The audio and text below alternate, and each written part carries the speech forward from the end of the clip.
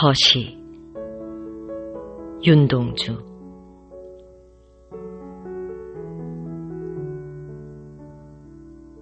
죽는 날까지 하늘을 우러러 한 점 부끄럼이 없기를. 잎새에 이는 바람에도 나는 괴로워했다.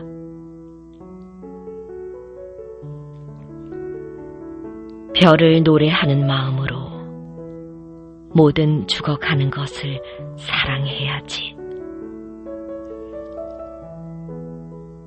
그리고 나한테 주어진 길을 걸어가야겠다. 오늘 밤에도 별이 바람에 스치운다.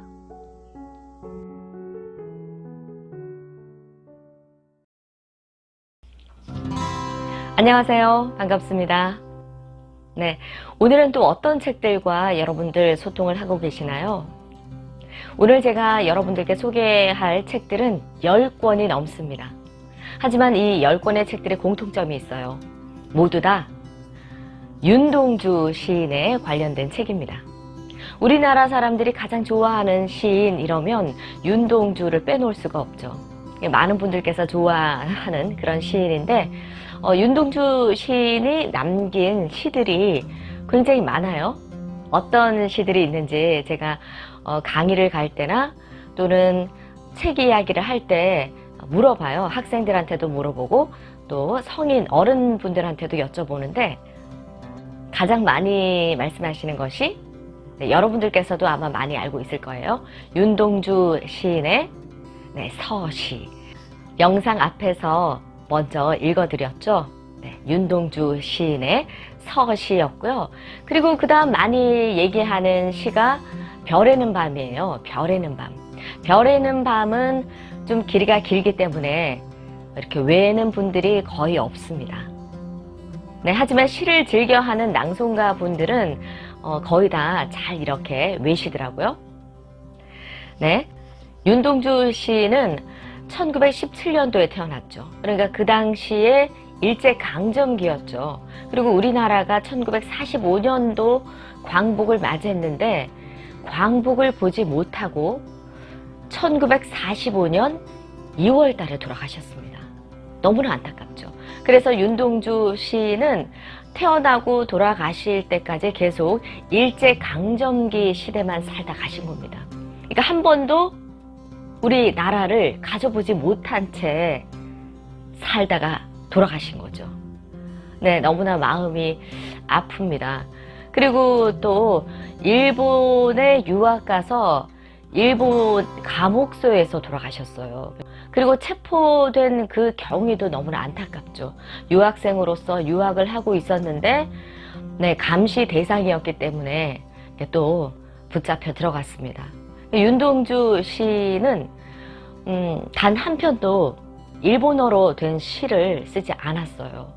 그 당시에 수많은 문학인들이 일본에 또 휩쓸려서 또 그들의 강압에 못 이겨서 일본어로 된 그런 문학 작품을 썼다면 윤동주 시인은 단 한 편도 일본어로 쓴 시가 없습니다.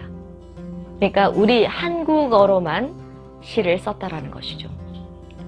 윤동주 시인이 남긴 시가 120편 정도 됩니다. 아마 그거보다 더 많았을 거예요.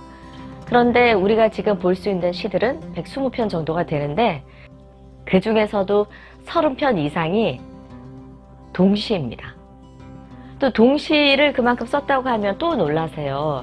그래서 오늘 제가 윤동주 시인에 관련된 책들을 좀 많이 소개를 해드릴 건데 일단 이 첫 번째 책 먼저 보실까요? 윤동주 반딧불 동요 동시집입니다. 그래서 여기에는 윤동주 시인이 쓴 동시와 그리고 그것이 노래로 만들어져서 동요가 됐는데 그 악보까지 같이 실려 있어요. 그래서 윤동주의 순수한 그런 마음을 느껴보고 싶으신 분이라면 이 책을 또 보시면 좋을 것 같습니다. 윤동주 시인이 썼던 여러 편의 동시들 중에서 여러분들께 꼭 또 알려드리고 싶은 시가 있어요. 제목이 뭐냐면 뭘 먹고 사나 라는 제목의 동시입니다. 바닷가 사람 물고기 잡아먹고 살고, 산골의 사람 감자 구워 먹고 살고, 별나라 사람 무얼 먹고 사나? 네, 이러한 동시예요. 제가 아이들을 하고 학교에서 수업을 할 때 율동과 함께하면 금방 다 외워요. 네, 여러분들께서도 윤동주 시인의 동시 한 편쯤은 꼭 외고 계셨으면 좋겠습니다. 자, 그리고 또 이 책은요, 윤동주 시인의 시 중에 십자가라는 시가 있어요. 그 십자가라는 시에 나오는 구절처럼이라는 구절이 있거든요. 그 시의 구절을 이렇게 책 제목으로 했고요. 김은교 교수님께서 쓴 책입니다. 이 책도 굉장히 감명 깊게 읽었어요. 윤동주 시인의 시들을 이렇게 자세하게 설명하시면서 그 시작 배경이라든지 그리고 시 속에 담겨져 있는 그런 의미들을 아주 자세하게 친절하게 설명을 해주고 계세요. 그래서 이 책을 읽다 보면 윤동주 시인의 시들을 더 사랑하지 않을 수가 없고, 또 그 시를 쓴 윤동주라는 사람을 또 더 좋아하게 됩니다. 이것도 꼭 추천을 드리고요. 그리고 또 조금 얇기는 해요.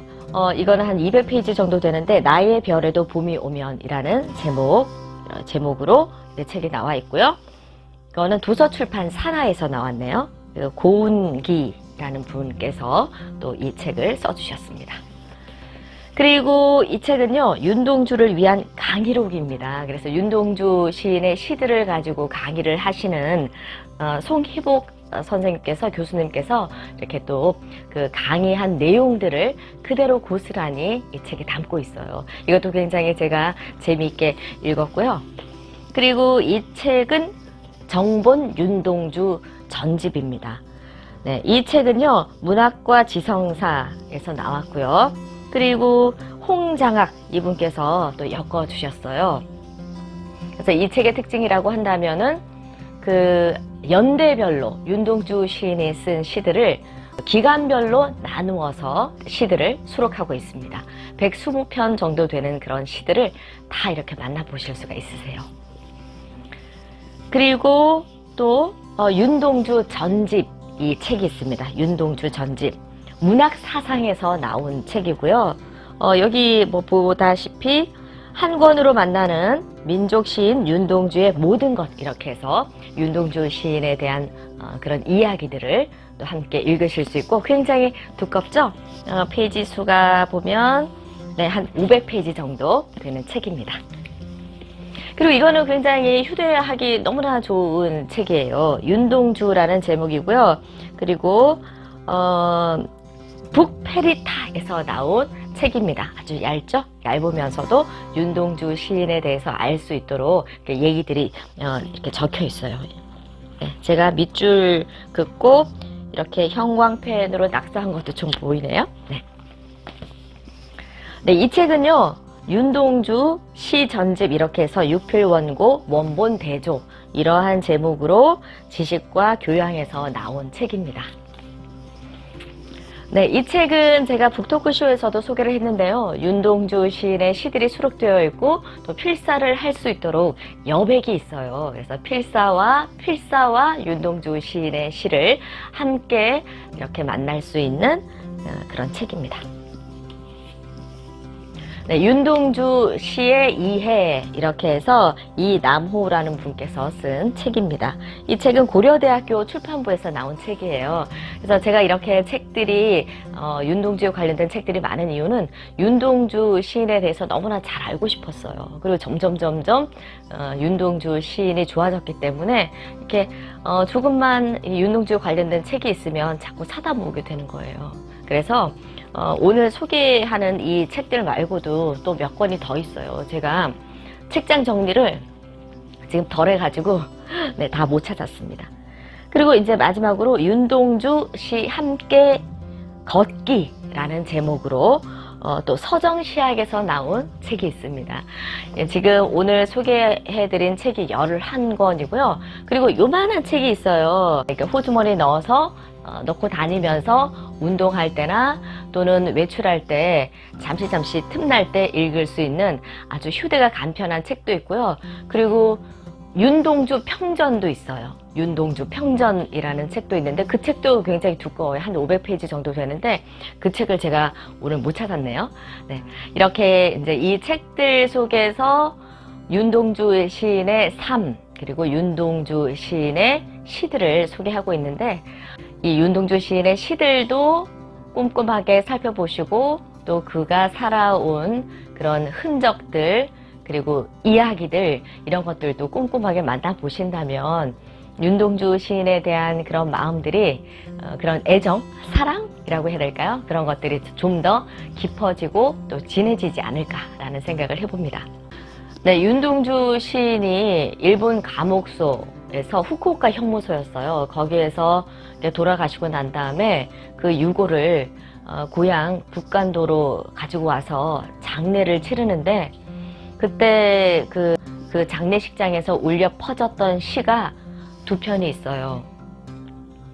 윤동주 시인이 연희전문대학교, 그러니까 지금의 연세대학교죠. 거기에 입학해서 쓴 시 중에 새로운 길이라는 제목의 시가 있고요. 그 시를 장례식장에서 읊었고요. 그리고 또 한편은 자화상이라는 시가 있어요. 그래서 그 자화상이라는 시를 또 그 장례식장에서 읊었습니다. 근데 많은 분들께서 그 자화상이라는 시를 굉장히 좋아하시죠. 그리고 새로운 길이라는 이 제목의 시는 아마 아직까지 모르는 분들이 더 많으실 거예요. 그래서 윤동주 시인의 시가 전 세계적으로 널리 좀 더 알려졌으면 좋겠고요. 그리고 윤동주 시인의 시비가 3개국에 있는데 이거는 전 세계적으로 이렇게 시비가 3개국에 걸쳐서 있는 시인은 없다고 해요. 그러니까 우리나라에 시비가 있고요. 연세대학교에 있죠. 그리고 또 일본에 윤동주 시인이 다녔던 그 대학에도 있고요. 그 대학의 이름이 도시샤 대학. 네. 정지용 시인도 졸업했던 그런 도시샤 대학에도 시비가 있고요. 그리고 중국에도 윤동주 시인의 시비가 있습니다. 네, 중국에 가면 저도 꼭 한번 윤동주 시인의 시비가 있는 곳에 가보고 싶은데 언제쯤 갈 수 있을지 모르겠습니다. 그때까지는 이 윤동주 시인과 관련된 책들을 다시 한번 더 꼼꼼하게 읽으면서 윤동주 시인을 사랑하는 그 마음을 좀 더 꼭꼭꼭 다지겠습니다. 그리고 제가 이렇게 윤동주 시인을 더 열렬하게 사랑하게 된 것은 뭐냐면 윤동주 시인에 대한 특강을 하면서 더 마음이 애정이 깊어졌어요. 그러니까 2017년도에 제가 이렇게 암송으로 들려드리면서 윤동주 시인의 시에 대한 이야기, 삶에 대한 이야기를 함께 곁들이는 윤동주 특강을 개최를 했었는데 그 특강을 통해서 그 특강을 한 달에 한 번씩 제가 했었어요. 총 6회를 했는데 그 6회를 진행하는 동안에 윤동주 시인의 시 120편을 외웠던 기억이 납니다. 네. 그래서 그런 추억들도 있고요. 그리고 집에 이만큼 또 책도 많이 쌓여져 있기 때문에 이것만큼 윤동주 시인에 대한 그런 사랑이 제 몸 어딘가에 차곡차곡 쌓여져 있지 않나 그런 생각이 듭니다. 네. 여러분들께서도 윤동주 시인의 시 꼭 만나보시고 또 온몸으로 또 외워보시길 바라면서요.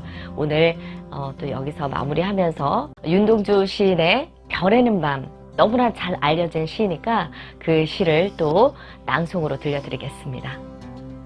오늘 와주셔서 감사합니다.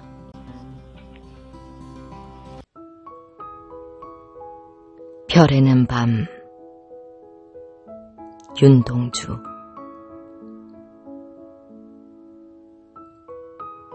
계절이 지나가는 하늘에는 가을로 가득 차 있습니다. 나는 아무 걱정도 없이 가을 속의 별들을 다 헤일 듯합니다. 가슴 속에 하나둘 새겨지는 별을 이제 다 못 헤는 것은 쉬 아침이 오는 까닭이요, 내일 밤이 남은 까닭이요, 아직 나의 청춘이 다하지 않은 까닭입니다. 별 하나의 추억과 별 하나의 사랑과 별 하나의 쓸쓸함과 별 하나의 동경과 별 하나의 시와 별 하나의 어머니. 어머님, 나는 별 하나의 아름다운 말 한마디씩 불러봅니다. 수학교 때 책상을 같이 했던 아이들의 이름과 배, 경, 옥, 이런 이국 소녀들의 이름과 벌써 애기 어머니 된 계집애들의 이름과 가난한 이웃 사람들의 이름과 비둘기, 강아지, 토끼, 노새, 노루, 프랑시스 잠, 라이너 마리아 릴케, 이런 시인의 이름을 불러봅니다. 이네들은 너무나 멀리 있습니다. 별이 아슬이 멀듯이. 어머님, 그리고 당신은 멀리 북간도에 계십니다. 나는 무엇인지 그리워 이 많은 별빛이 나린 언덕 위에 내 이름자를 써보고 흙으로 덮어버렸습니다. 나는 밤을 새워 우는 벌레는 부끄러운 이름을 슬퍼하는 까닭입니다. 그러나 겨울이 지나고 나의 별에도 봄이 오면 무덤 위에 파란 잔디가 피어나듯이 내 이름자 묻힌 언덕 위에도 자랑처럼 풀이 무성할 게외다.